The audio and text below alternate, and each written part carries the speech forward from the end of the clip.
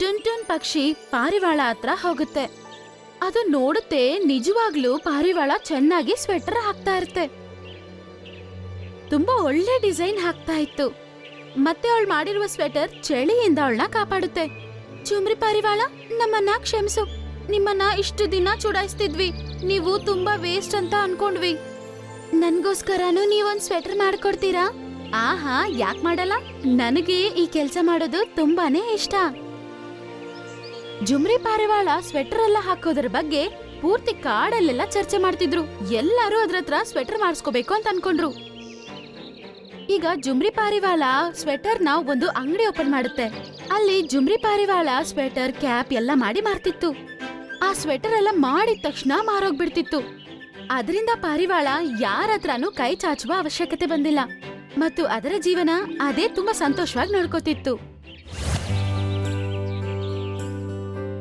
ನನ್ನನ್ನ ಕ್ಷಮಿಸು ಚಿಕ್ಕಮ್ಮ, ನಾನವತ್ ನಿಮ್ಮ ಹತ್ರ ತುಂಬಾ ಕೆಟ್ಟದಾಗಿ ಮಾತಾಡ್ಬಿಟ್ಟೆ. ಆದ್ರೆ ನೀವು ಸ್ವೆಟರ್ ತುಂಬಾ ಚೆನ್ನಾಗಿ ಮಾಡ್ತೀರಾ. ನನ್ಗೂ ನೀವು ಹೇಳ್ಕೊಡ್ತೀರಾ? ಹಾ, ಖಚಿತವಾಗ್ಲು ನಿನಗೂ ನಾನು ಹೇಳ್ಕೊಡ್ತೀನಿ. ನೀನು ನಿನ್ನ ಮನೆಯಲ್ಲಿ ಸ್ವೆಟರ್ ಮಾಡ್ಕೋಬಹುದು. ಜುಮ್ರಿ ಪಾರಿವಾಳ ಪಕ್ಷಿಗಳಿಗೆ ಸ್ವೆಟರ್ ಹಾಕೋದೆಂಗೆ ಅಂತ ಹೇಳ್ಕೊಡುತ್ತೆ ಮತ್ತು ಪಾರಿವಾಳ ಸಹ ಸ್ವೆಟರ್ ಹಾಕಿ ಮಾರ್ತಾ ಇತ್ತು. ಅದರಿಂದ ಎಲ್ಲಾ ಪಕ್ಷಿಗಳಿಗೂ ಅದಂದ್ರೆ ತುಂಬಾನೇ ಇಷ್ಟ ಆಗ್ಬಿಡ್ತು. ಇವಾಗ ಅದಕ್ಕೆ ಕಣ್ ಕಾಣಿಸ್ದೇ ಇರೋದು ಯಾರಿಗೂ ಸಮಸ್ಯೆನೇ ಇಲ್ಲ.